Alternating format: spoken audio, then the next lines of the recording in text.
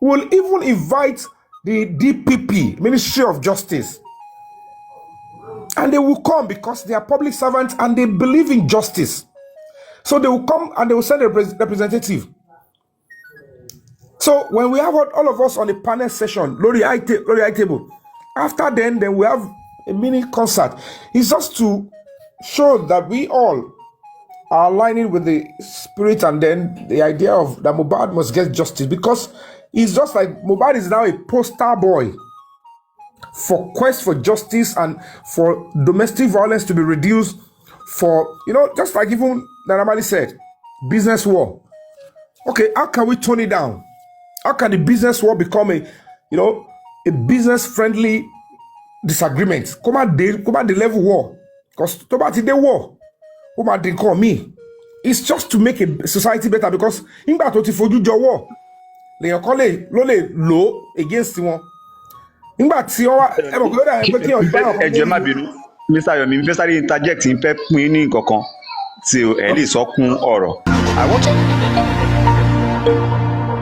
I want to suggest the next whatever you want to do. Ẹ ṣe gbé lọ state Mohbad kí state ẹ náà mọ̀ pé à ń jà fún ọmọ yín tí nǹkan báyìí ṣẹlẹ̀ sí. Ọmọ ìlú wo ni Mohbad náà? Èkìtì ni o. Ẹ jọ whatever tẹ bá fẹ́ ṣe. My brother. Yeah. Packaging ni a lè lọ ṣe concert tó bá di pé gba justice ọ̀hún. Yeah, no. Ta lè fẹ́ kó gbèsè sí lọ́rùn, ẹ fẹ́ kérò láti bí lọ. How will you? Mr. Yomi. Má ti jẹ́ ká sọ̀rọ̀ state Mohbad. Mohbad grew up in Lagos. Mohbad is He grew up in Lagos, but sọ́mọ́ máa sọ pé ọmọ òun ni ibo ni origin ẹ̀. A lè ṣe yẹn later, not now. He was born, he grew up, everything about him is in Lagos. Come and share me, but later tó bá ti lójú tó gba justice aya wàhálà lóò àti gba justice ọmọ yín o. Let's celebrate and give him a memorial service.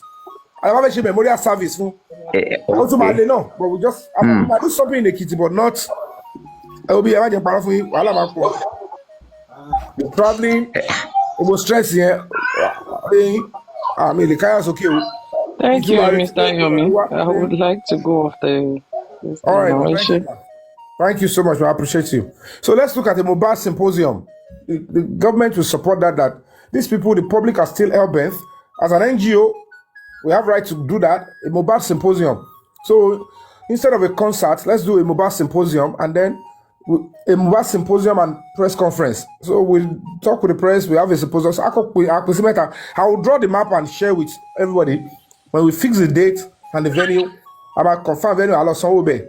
And we set the ball rolling. So everything will still make sense. While Emma Bino we might not be coming to give update on by nobody, but I believe the truth is coming. Mohbad is getting justice, and everything will shock you. So so we're going for Mohbad symposium. I want to Mohbad will escape. Kò sí ibi tọ́rọ̀ dé dúró yìí o mo fọlọ́run bá búra. So ẹ̀yẹn kò fọkàn balẹ̀, we won't ní sọ̀rọ̀ social media investigation mọ́ lélẹ̀ ó affect ọlọ́pàá, ó affect ìjọba gan. Ẹ jẹ́ ká fi investigation lẹ́fọ̀ ọlọ́pàá bọ̀ ibi tó dé dúró yìí ọ̀ṣà ni ilé ọ̀hún ní fẹ́ expect pé kàtúlà fẹ́ ṣe ìwọ́de CPO tẹ̀ nígbà pé kí ló ṣẹlẹ̀ ládùrún tá a ti sọ yìí, kí ló ṣẹlẹ̀ pẹ̀lú kéèsì Mohbad yìí. Ẹ̀yin ọ́fíìsà mi ẹ má mú mi ṣeré náà. So kò ní dé stage yẹn kò gbọ́dọ̀ dé stage yẹn pẹ̀lú CPO àwọn báyìí pé ó dà yẹn pé so kẹ́lẹ̀ mọ̀ pé ó ti tán Mohbad ló ti rí justice kakọ̀ gbọ́ gbangbangba later ni. So ẹ má wọ́n ti ní bá wọn dá sí wọn. They are with us now and they will do the job because they are all parents and we have all agreed.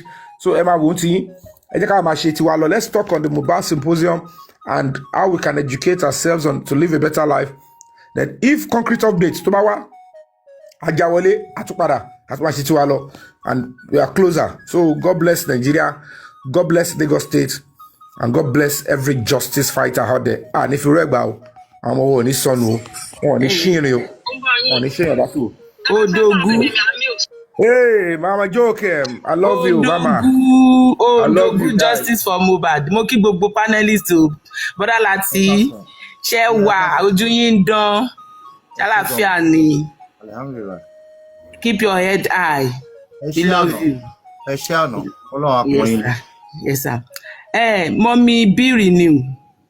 God bless you, ma.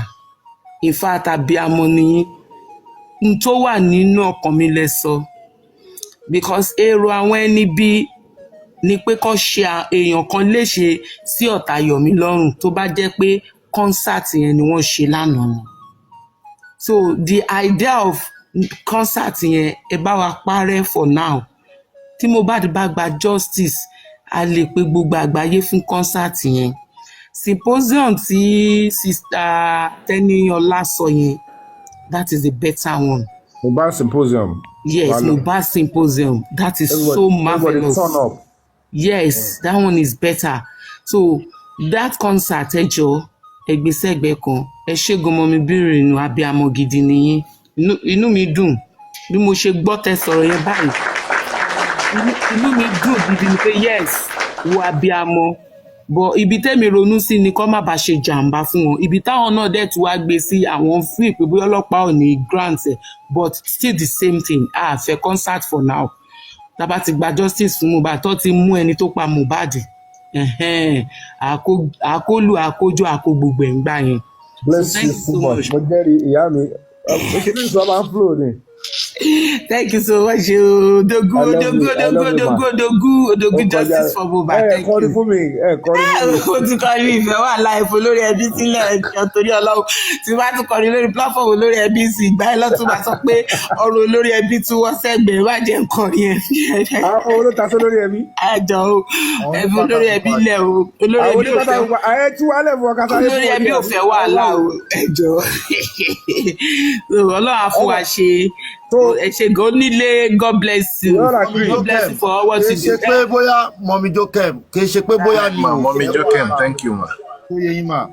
Nǹkan tí mò ń avoid ni pé any stain tó bá máa bá justice for Mohbad kí n avoid yẹ.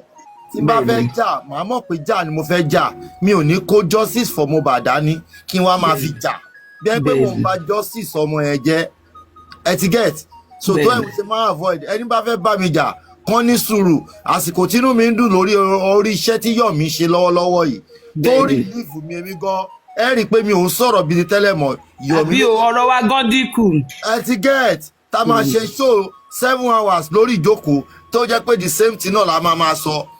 Látìgbà tí Yomi dẹ̀ ti bẹ̀rẹ̀, ó change some other things. A busy. Ó dẹ̀ rọrùn fún yàn because ó ń sọ mind wa, ó dẹ̀ ń ṣe mind wa. Ó ti wà easy. Ó ti jẹ́ kó rọrùn. Ráyè rán àtẹ́ǹdì sí àwọn nǹkan míì. Àwọn táwọn gómìnà bá gbé problem tí wọ́n wá ẹ máa ráyè àtẹ́ǹdì sí wọn. Àti mọ̀ pé tí Yomi bá tún ti kanlẹ̀kùn, àdáhùn. Kò dàbí ìgbà yẹn mọ́. So mo ti tag ẹ̀ ń sìn Mohbad Symposium and Human Rights Summit 2.0. We had our first Human Rights Summit in 2019. Ká ló máa ń bá kí n pẹ́ kọ lẹ́tà tí wọ́n fi ṣe yín ni.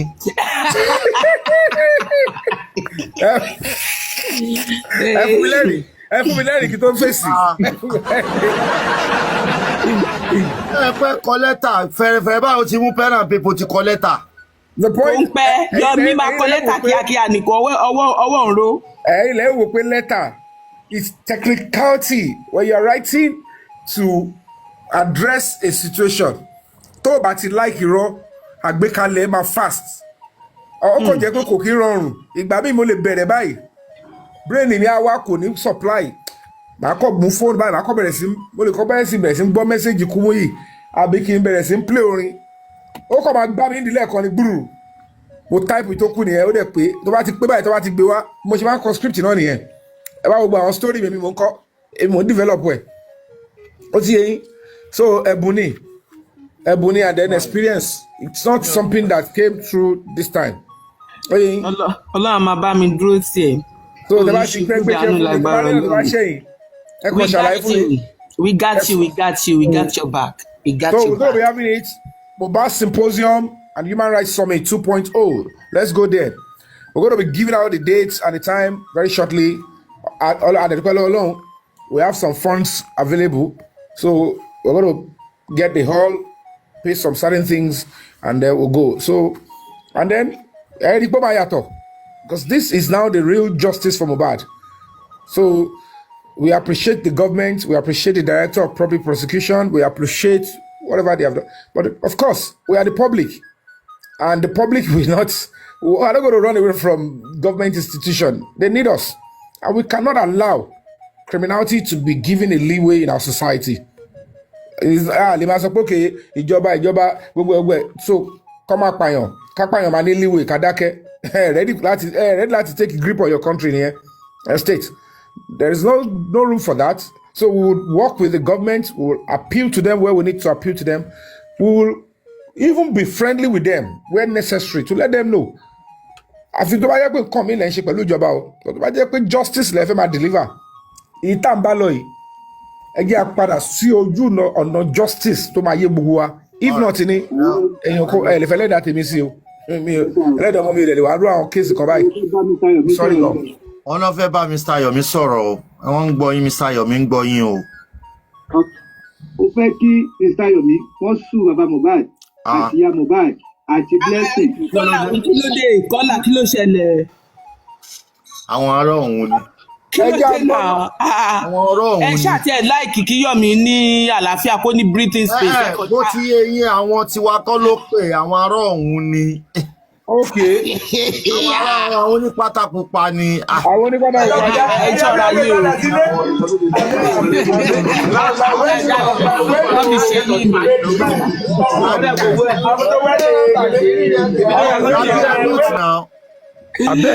Abẹ́ẹ̀rí approach yẹn ni. Ó dẹ̀ bí pílà dé. Àwọn túlé-túlé. Láàrin kókó yọjú o, òun náà tún ti ń sá o. Ibi tó bá ti ń tòrò báyìí ṣáàbọ̀ ṣe fẹ́ wá máa sọ ògúlùtù síbẹ̀ ni. Ìsàlàtì, bó ti sọ tèmi o, láàrin kókó, fake NGO, ó ti ń sá o, àgbúrò ẹ o, wọ́n pè jọba ọlọ́pàá. Ọlọ́run lọ́wọ́ kò lè sá, òun ló dájà sílẹ̀ náà. Torí òun lọ́kọ́ ju blow. Òun ló dájà sílẹ̀. Olú blow 1 2 3 4 5 6 ní ìjúwọ́, kò yẹ yín? Mo tún wíìfù. Ẹnjúblò kádájà sílẹ̀ kárò parẹ́ ni bí ẹni ó dájà sílẹ̀ kò máa rẹ́ ni bí ẹni. Ojúblò ojú gbogbo mú ẹ̀bí ẹni tó fa tábà at the end of the day sí akọ̀jú one stop jab àlàyé yàdànù. Mr. Yomi ẹ mọ̀ pé jáàbù burú gan ṣé ẹ mọ̀ pé jáàbù burú gan ṣé o máa ń ju jáàbù ẹyọ kọ̀ọ̀kan tó bá ba ẹni yẹn níbi imú. Ọkọ supreme lady ẹ bá mi sọ fún supreme kó sọ fún ex husband ẹ kó lọ answer o. Ó fẹ́ gba petition lọ́wọ́ supreme. Prince Adeniyi, thanks for yesterday sir, God bless you sir. Onílé bàbá mi ẹ kú iṣẹ́ àná. Wèrè Kọ́lá tó pé wọ́n ló ní kíbọ̀dà Yomi sùn ó ní kíbọ̀dà Yomi sùn bàbá Mohbad kó sùn ìyá Mohbad. Ẹ ṣeun àná sà. Ẹ̀sùn báwo dẹ̀ lára ṣára dá ṣó ti ṣe dáadáa. Tó bá gbá mí nì tó bá sọ rí ìgbà wo. Adúpẹ́ fọlọ́run. Mo píkìrì yẹ o. Lòṣì ni wọ́n jà rẹ̀ má dáhùn lóhùn àwọn wèrè ara ń ta wọn níbi àwọn tó kẹ́ ń screen rẹ́kọ̀dù ìyẹn ló máa sáré mu wọ́n ní tọ́sọ lọ́dọ̀ lórí ẹbí rẹ o ìwọ̀nba kókó lóyún báyìí wọ́n sáré pìkẹ̀ pìm. Ẹ jọ̀ọ́ bàbá Yomi nǹkan tẹ́ ẹ sọ lẹ́ẹ̀kan yìí symposium yẹn ẹ jọ̀ọ́ kò gbọ́dọ̀ tutù ẹ jẹ́ ká máa gbé gbóná ẹ plan ẹ pé àwọn tẹ́ bá ní ẹ pé nǹkan tẹ́ ẹ wò ẹ jẹ́ kó máa lọ ẹ mú date yes àwọn tó bá fẹ́ wá ẹ jẹ́ kó jẹ́ free kíní ẹ kó wá ká péjọpọ̀ ká ṣe gbogbo ẹ̀ ẹ invite àwọn prominent people tó ẹ bá mọ̀ tó bá tún lè fi etí gbọ́rọ̀ wa tá a bá lè bẹ̀ àwọn tá a bá lè bẹ̀ kán jọ kán ṣàánú wa kán fún wa justice yìí. wọ́n máa bẹ̀ wọ́n máa pín wọn. Yes, I like that approach ká bẹ̀ wọ́n ni ẹ̀bẹ̀ là ń bó ṣe kà òwe yẹn nìyẹn that is it a lè máa bú wọn ká expect pé ká rí positive results látọ̀dọ̀ wọn. The approach wisdom wọ́n ń pè nǹkan báyẹn wisdom. Bẹ́ẹ̀ni ó ti lọ nìyẹn let's go there all right. God bless you. Let's go. Respect baba.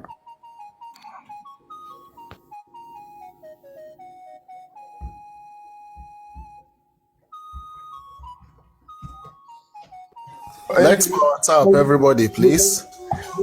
Silence is golden. Silence is golden. Thank you so much, ma. God bless you. Thank you so much. Silence is golden. I love you. Silence is golden. Thank you for your support. Silence. Ẹ wo bí ẹ bá mi fún silence is golden lẹ́yìn àtẹwọ́ onílé olórí. No. I mean it, oh. I mean it from the depth of my heart. She's a mother. She is a mother, and gbogbo àdúrà tí ó ń ṣe ní èní ní gbogbo mọ́ṣáláṣí tọ́rẹ̀ máa ṣe ń Sunday ní gbogbo church. Wallahi, ó máa bá wọn mọ́. She is a mother and she is a fighter. She is a justice fighter. She's a friend of justice. Ọlọ́run dẹ̀ ní fọwọ́ bàjẹ́ síṣẹ́ yín. Ẹni pàdé àgbákò. Mr. Yomi, ẹ jọ̀ọ́ mo máa ní opinion kan bóyá tá a bá lè ṣe ẹ jẹ́ ká ṣe shirt kan fún bóyá symposium yẹn / justice for Mohbad. Everybody wọ̀. You're not getting it, Elvi. This is Mohbad Symposium and Human Rights Summit. The meaning is there is a summit on human rights. There is a symposium on Mohbad. At the end of the day, inú ẹ̀ la máa ti sọ̀rọ̀ by justice, but kò ṣe normal justice of Mohbad. It's bigger now. This one, we can even invite embassies to come. And God bless you. God bless you. Hello, Prince. Yeah, but I like it. Yes. Hello? Mo ń gbọ́ yín. Hello. Ṣé ń gbọ́ mi? À ń gbọ́ yín clearly. Hello. Ṣé ń gbọ́? Yeah, ẹ ṣeun. Ẹ kò ṣẹ́ náà, mo dẹ̀ kí Yomi Fabiyi náà. Ṣé rí nǹkan tí àwọn speakers ń sọ sí nípa kìíní yẹn symposium and everything yẹn is a very good idea. And this time around,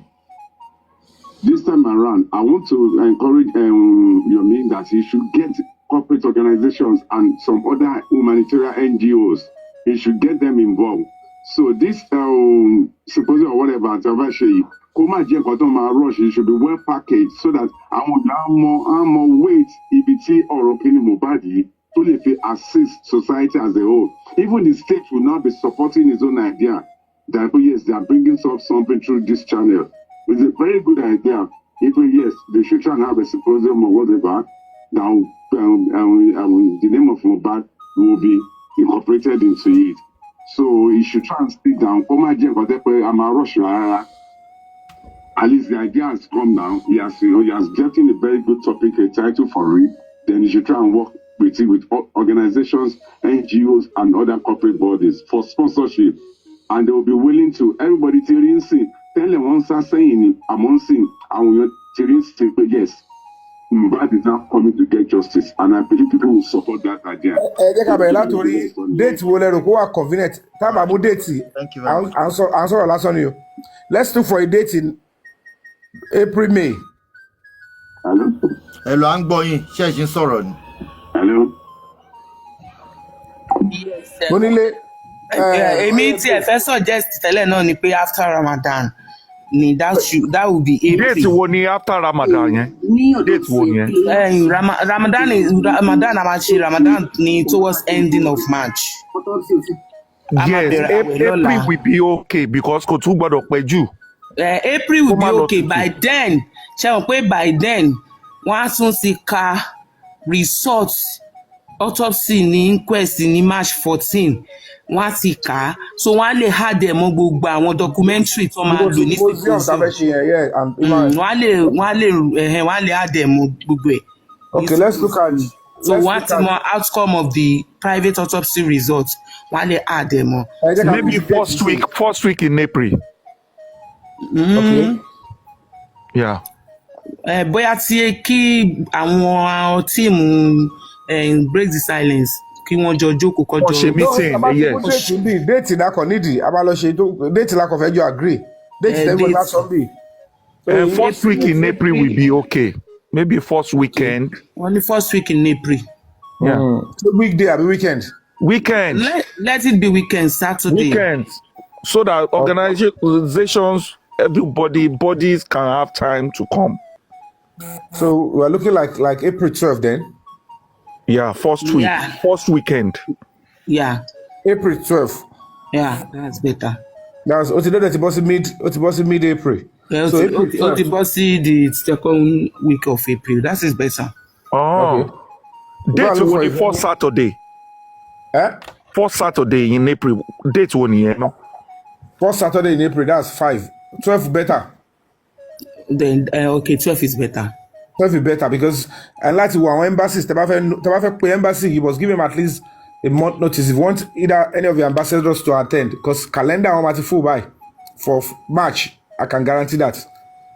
Buying get a date gone. Even if I need 12 years, there are some of the ambassadors they will look. Major ambassadors American ambassador partner. They will look at that date. If the ambassador is free, they will say fine. If not, they will say, can you change the date? Tomati agree. So we'll send a proposal letter to them first.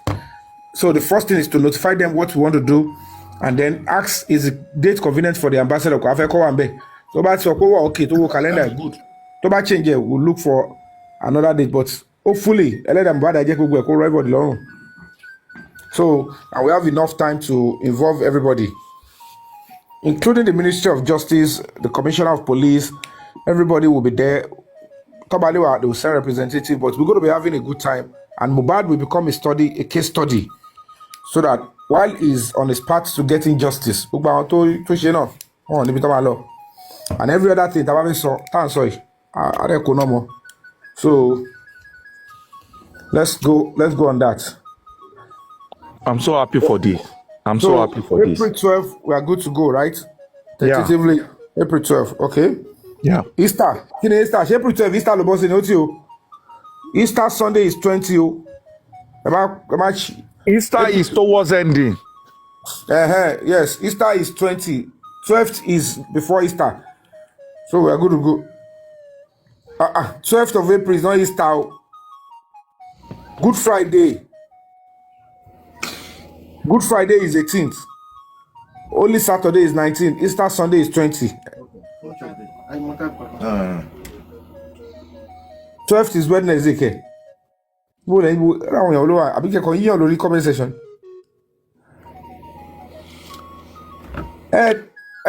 Mommy joke, April 12th is when?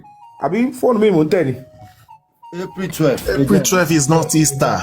It's not. Let me and check. It's on Saturday. April 12th is Saturday now. But weekend, Easter should be between 18, 19, and 20. So we are good to go, sir. Weekdays. Yes, so that our corporate bodies weekend okay pay one. Okay, I want to suggest the dates. Teba ti jókòó ẹgbẹ̀lú gbogbo àwọn onílé. Ẹ̀yin onílé àǹkó teba ti jókòó. Ẹ mọ̀ date tó wà suitable ní during the week. Àti wà lórí pé between that 10th of April is okay. All right. 10th of April is okay for things like Thursday. That's on Thursday. Whatever makes sense, gone. That's Thursday. Whatever makes sense, gone. Eddie, I'm Molara. I'm Molara. Yeah, Aba. So, Molara. 10th is okay. Thursday. Okay. Yeah. Okay. Okay then. Òun lẹ ti gbọ́ yẹn o. Ẹ jẹ́ ká máa. 10th of May. Ẹ̀jọ̀ ká sọ fún gbogbo àwọn tó support justice náà. Ọlọ́run lè ṣe ìyanu kí àwọn ọlọ́pàá ti mẹ́ni tó ṣekú pa Mohbad ṣekú kó tó ọjọ́ symposium. Kò sí tọ́lọ́wọ́ lè ṣe. Ẹ má wọrí, ẹ jẹ́ ká máa ṣe wọn lọ. Kò sí tọ́lọ́wọ́ lè ṣe. A máa ṣe pẹ̀lú wọn lábẹ́. Abẹ́ ni o, rìsọ́ọ̀tì ni kó kàn bọ́ síta kó ṣe gbùm. Ọmọ àmọ́lára. Ọmọ àmọ́lára gan. Eléyìí ti bọ́ already. Ó wà sacrosanct. Ọlọ́run ó sacrosanct tó wà germane. Ẹ̀dẹ̀jọ́ a tún máa announce látòrí àwọn tó host tó ń fẹ́ justice. Wọ́n tẹ irú wọ́ọ̀gìrì wa o. Tó really fẹ́ justice ni o. Everybody must sign up because this involves a summit. Yes, because it must be big. It must be big, please. So this is going to be 2.0. Our first human rights summit was in 2019. So taba fi ori Mohbad pe second one kò ṣẹ̀ṣẹ̀ ńbẹ̀. Mr. Lati ẹ bá wa ṣe kí ni wọ́n máa ń pè advert jingle please orin. Gbogbo ẹ máa lọ ẹ máa rí gbogbo ẹ máa lọ. Ti Yorùbá ẹni tó bá máa sọ òyìnbó tẹ́ bá need ẹni yẹn kó send voice over bóyá Mr. Yomi náà ni ẹ jẹ́ ká ṣe jingle on it. gbogbo ẹ̀ máa lọ sẹ́ẹ̀ everything máa lọ about set up committee náà tàbí àwọn committee ti wà lẹ́rọ̀ already náà we will just put few more people. Yeah, we are ready o. We are ready. Anything you want us to do. Tí o àwọn tẹ́tí jọ ṣiṣẹ́ tẹ́tí mọ wá ara yín ni o. Yes, ẹ jọ ẹ má fẹ́ lómi. Gbogbo yẹ ẹ ti trust ara yìí kọlẹ̀ ọlọ́mọdé ayé. Kẹ má lọ fi àwọn pátá pupa sínú pátá funfun.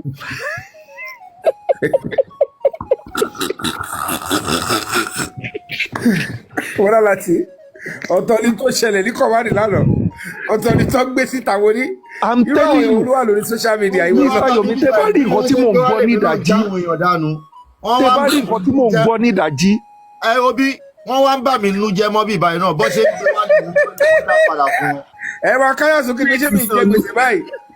àyíntọ́lẹ̀ mo ṣe ní gbọ́dọ̀ dé àwọn ọmọ gbọ́dọ̀ dé ṣáájú wọn gbọ́dọ̀ dé lójú mi wọn ò ní sọ fún mi pé táìmù táwọn ìjọba ti ṣe tán ẹ ti kúrò lọ́nà. àlẹ́ tí ò ráyè wọlé ẹni tí ò ráyè wọlé tí mọ́tò ẹ̀ bàjẹ́ ó lóun wọlé ó ní òun ṣe kinní kan wọ́n mú Yomi kò lè dáhùn question àbúdẹ ní kí nǹkan táwa wà ń bẹ̀.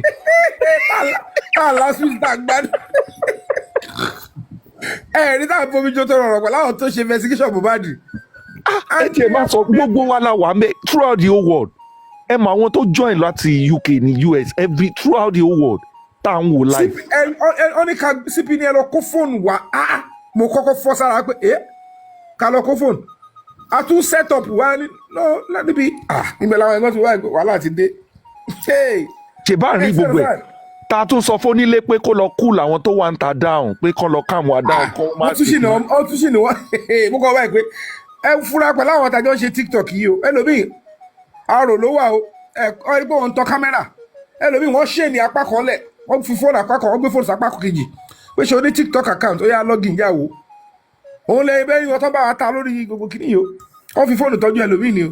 àní gbogbo nǹkan tó ń ṣẹlẹ̀ ń ta àti inú ilé là ń wò tí wọ́n ń cover ẹ̀ lẹ́nìkan wá ń sọ ló wá ń parọ́.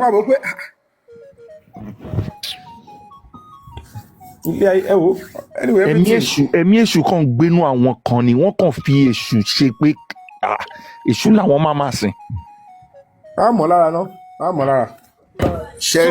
ṣẹ́rí justice for Mohbad ó kọ́ mi ní ọgbọ́n kan kí ni ọgbọ́n tí mo kọ́ ń bẹ̀ ṣẹ́rí ẹ má jẹ́ ká máa blame àwọn leaders wa lẹ́ẹ̀mí tó bá ń rúùlù wa ṣẹ́rí àwọn wèrè tán ń rúùlù yìí gan wèrè ló pọ̀ láàrin wọn wàláì because nígbà tí àwọn kan bá ń gbé sókè lójúkorojú tó ń gbé àwọn kan á dẹ̀ máa já wálẹ̀ láàrin ara wa wọ́n á dẹ̀ máa já wálẹ̀ gidi gan if not ẹ kàn rọra fi ti justice for Mohbad ẹ fi ṣe àpèjúwe ẹ fi ṣàpèjúwe nǹkan tó ń ṣẹlẹ̀ ibẹ̀ lẹ ti máa mọ̀ wípé àti rúùlù Nàìjíríàn àti rúùlù orílẹ̀-èdè yìí ẹni yẹn gbọ́dọ̀ ya wèrè. lọ́wọ́ àwọn detective pàǹtí mo ní ẹ má bínú èwo nu yín ló sọ fún wọn pé ẹ kọ́ lọ kó nǹkan kan wá pé wọ́n ní mo jí stamp yín wọ́n ní níbo làwọn ti.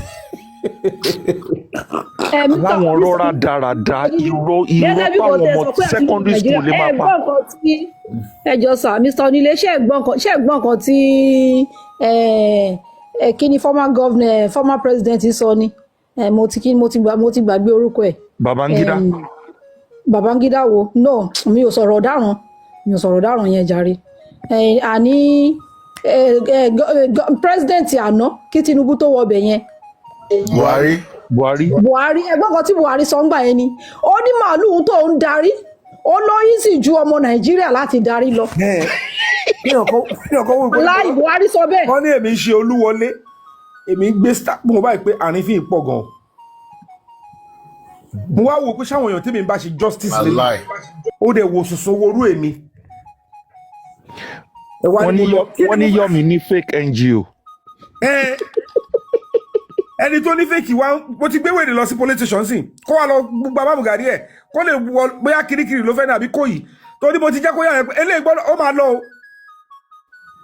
ẹ̀wọ̀n burúkú serious offence ni máa lárí commit ó dẹ̀ wá ṣẹnu fotofoto lórí social media èmi tẹ́mi wá ń fẹ́ mílẹ̀ tí mò ń ṣòótọ́ ẹ̀dẹ̀ yí mọ́ mi lọ́wọ́ mo ní ṣé kí la tún ṣe kí ni ó gbọ́ àwọn tí mo lọ kó ti pátá pupa ìwọ lọ́hùn wọ́n lé mi lọ jí stamp ó dàbí pé inú èmi ní lẹ́tà kan tó jọ stamp yẹn wá jọra wọn mo wá lọ gbé ẹ woru rọdọrọdọ actor tí gbogbo yín ti wò. Tẹ má rí ẹ̀jẹ̀ ó lọ kò yí ẹjẹ́ kan máa gbé lọ kùjé ni kan máa gbé lọ. Tẹ bá rí irọ́ tí white yẹn pa kó jìnnà síbí. wọ́n á suggest ẹ̀ fún because kò gbọ́dọ̀ wá ń tòsí wá ń bí. Ẹ wá mọ nǹkan ṣẹlẹ̀ ní òru ni wọ́n máa ń ṣe live tiwọn wọ́n ń ṣe láàárọ̀ wọ́n ń ṣe lọ́sàn-án. àwọn ọmọ mi tó kẹ́ máa ṣe tiwọn lóru wọ́n dẹ̀ ń ṣàdúrà wọ́n ṣe dáadáa ń bẹ̀ àwọn àmọ́ ilé. Mọ̀mí Jókè ń yàtọ̀ ti wọn. Gbàtẹ́ sọ pé òru nìkan àwọn tó máa wà nínú àwọn. wẹ́ẹ́ ti sọ́ọ̀bù sí wa nìyẹn. Oníwèé ìjà bọ́ ti jà fún yín ẹ má wọlé jà rí.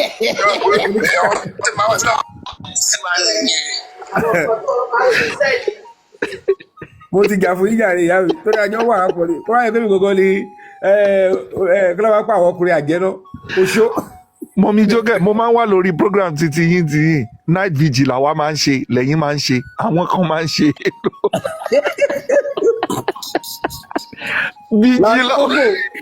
láàrin kókò tó bá ń gbọ́ mi. àwọn kan ṣe 3 days o marathon o. 3 days marathon. Ọlọ́run ló lè ṣàánú o 3 days marathon kéèyàn má kúrò.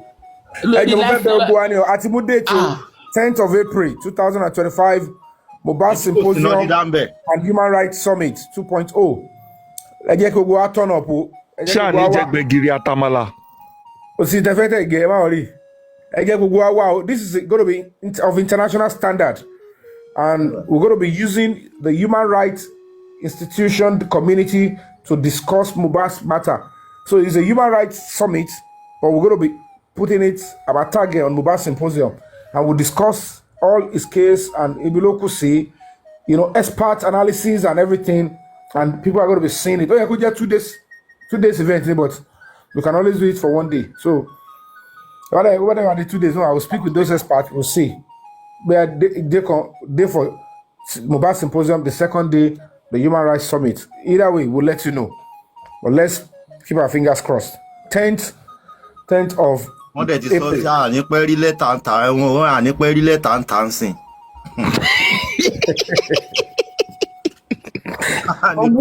Let me, sir, please permit me to quickly address this, sir. Mo fẹ́ sáré sọ nǹkan kan ní sir. Ìjọ má bínú. Mo ti gbọ́ kinní yẹn láti bí ìjẹrin, but I decided to keep quiet about it. But I think I have a better opportunity now to talk about it.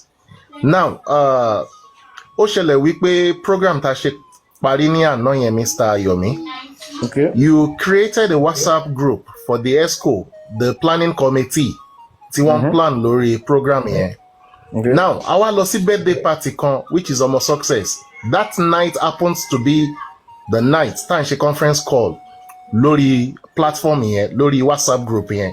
Okay. Could you believe wípé àwọn kan dẹ̀ lọ he àyè sọ̀rọ̀ ní pé wọ́n kàn fi tí gbọ́ wípé à ń ṣe call lásán, wọ́n dẹ̀ lọ he àyè sọ̀rọ̀, wọ́n dẹ̀ bẹ̀rẹ̀ sí ní pariwo kiri wípé Bọ̀dá Láti ti lọ create WhatsApp group pẹ̀lú Yomi, wọ́n jọ ń ṣe papọ̀, JK wà ń bẹ̀, kíní kan wà ń bẹ̀, àwọn kan wà ń bẹ̀, wọ́n dẹ̀ ń rojọ́ orí burúkú kiri, ọ̀rọ̀ tó ń pè wọ́n sí nítorí pé wọ́n kàn fi tí gbọ́ wípé à ń ṣe meeting nípa program. Mr. Láti wọ́n dẹ̀ ń tẹnu bọlẹ̀ kiri. Mọ̀mí Jókè mò sí bẹ̀. Ó sún mi o. Our godmother. Bọ̀dá Láti ó ní agbára gan. Mo ti gbọ́ ọ̀rọ̀ yẹn nísìn fún about 4 days mo kàn decide láti dákẹ́. Kọ́ọ̀lù tí ò ní nǹkan kan ṣe pẹ̀lú yín nítorí ẹ̀kan fetí gbọ́ ẹ̀dẹ̀ ń kẹnu bọ́lẹ̀ ẹ̀dẹ̀ fún lórúkọ. Ẹ bá ẹ̀yin gan ti rí àwọn ọkọ̀ mi lánàá ẹ̀ fúnra yín gan. I know you were very like wow. Ẹ wo orú àwọn ọ̀rọ̀ burúkú tó pa yẹn. Ipe fóònù wà bẹ́ẹ̀ wọ́n pè mí wá sí command kí wá wò. Wo kí ni?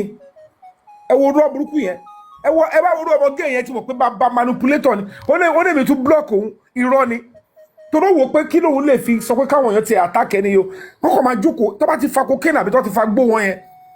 Tọ́lẹ̀ ti dódòkúdò bí kọ́ máa bá yá àwọn èèyàn jẹ́ kọ́ máa throw yàn under the bus ni. Ẹ wo yẹ bọ́ẹ̀ ba life ẹni ẹlẹ́ni.